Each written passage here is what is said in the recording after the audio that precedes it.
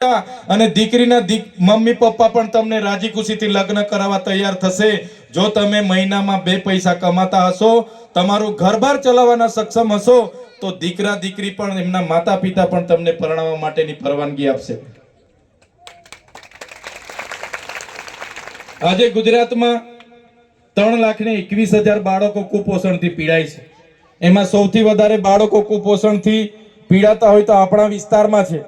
આપણા 5 જિલ્લા દાહોદ, પંચમહાલ, છોટાઉદેપુર, નર્મદા અને ડાંગ એ ભારતના સૌથી વધારે કુપોષણ પીડાતા 10 જિલ્લાઓમાં આપણા 5 જિલ્લા આવે છે। ત્યારે એના માટે પણ આપણે જાગૃતતા લાવવી પડશે। આપણી માતા બહેનોને પણ હું વિનંતી કરું છું કે આપણા દીકરા દીકરીઓને સારા સંસ્કાર મળે, એમને જીવન સામે આવનારા પડકારો સામે એ પડકારો ઝીલવા માટે પણ એમને સારું શિક્ષણ મળે એ બાજુ આપણે ધ્યાન આપવું પડશે। આપણા દીકરાઓ અને દીકરીઓ ભણવા જાય છે, છાત્રાલયમાં શું કરે છે, કોની સાથે રહે છે, ક્યાં રહે છે, ભણે છે કે નથી ભણતા, એની તકેદારી પણ આપણે બધાએ લેવી પડશે। લેવી પડશે કે નહીં લેવી પડશે?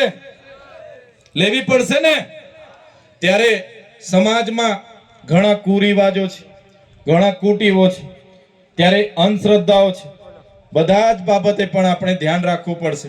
ઘણા આપણા વડીલો શું કરે છે, કોઈ પણ તહેવાર આવે, કોઈ પણ ધામે જવાનું હોય એટલે પ્રાથમિક શાળામાં ભણતા બધા જ છોકરાઓને રજા 15 દિવસની રજા પાડીને રોડ પર ચાલો ભાઈ ધામે જવાનું છે।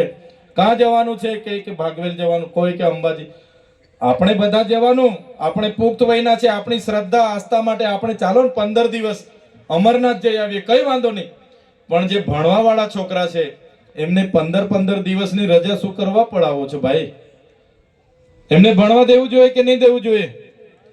આપણા તો પ્રાથમિક શાળામાં હોય એમને પણ બધાને ચાલો ભાઈ જવાનું છે, જવાનું છે, જવાનું, તો એમને ભણવા દો। આપણે ત્યાં જઈશું, જઈને આવીશું, નવું જાણીશું, તો એમને કહેવાનું છે। પણ આ બાબતે પણ આપણા લોકોએ પૂરેપૂરી ધ્યાન રાખવાનું છે। સાથે સાથે જંગલ જમીનની આગળ વાત થઈ, આ બાજુ બધા ધ્યાન આપજો ભાઈ, કેટલા લોકો જંગલ જમીન ખેડે છે? બધા ખેડો છો ને? જંગલ જમીનમાં આપણે બધાનો કબજો એ આજેથી નથી, તમારા બધાના, આપણા બધાના પૂર્વજો આદિ અનાદિ કાળથી જંગલમાં રહીને જમીનો ખેડે છે।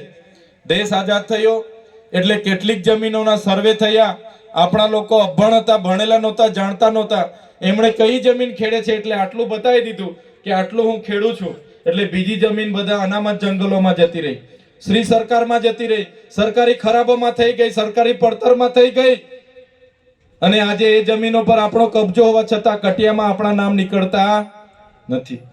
આપણે જમીન ખેડતા હોવા છતાં આપણને સનદ મળતી નથી। તો જંગલ ખાતાની જમીનો માટે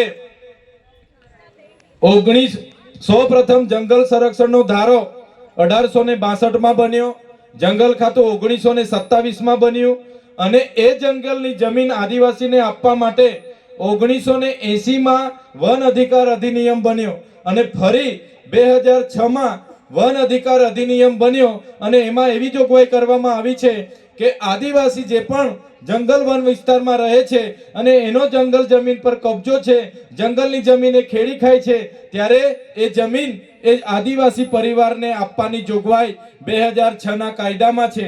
ત્યારે આજે આપણા બધામાં એકતા ન હોવાના કારણે જંગલ ખાતાના લોકો આવીને તમને પણ હેરાન કરે છે, તમારા જે પેન્ડિંગ દાવાઓ છે એ પણ મંજૂર કરવામાં આવતા નથી।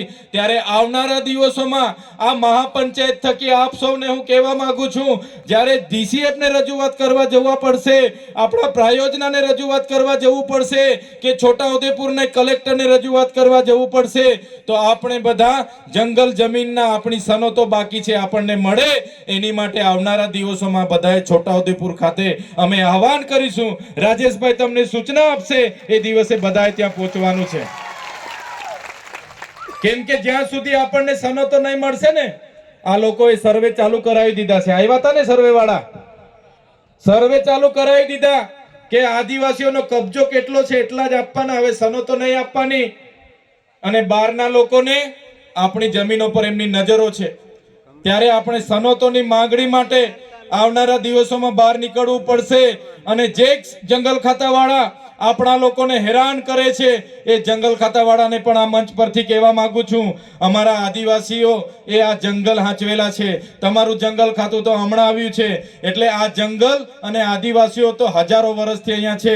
અમારા આદિવાસીઓને જો જંગલ ખાતા હેરાન કરવાની વાત કરતા હશે તો આવનારા દિવસોમાં અમે રોડ પર ઉતરવાના છે. તે દિવસે અહીંયા જંગલ ખાતાવાળા પણ નજરે નહીં પડશે.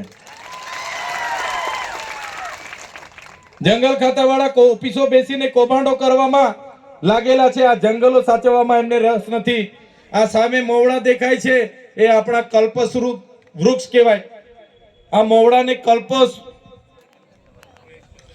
કલ્પ વૃક્ષ કહેવાય આપણા આદિવાસી સમાજનો. ત્યારે આ મોવડા હોય, જંગલ હોય, આપણે બધાએ સાચવેલું છે. વધારે લાંબુ વાત હું નથી કરતો, પણ આજની આ મહાપંચાયતમાં ઘણા લોકોએ ઘણી વાતો મૂકી છે. મારા આદિવાસી વડીલો, યુવાનો, માતા બહેનોને મારી નમ્ર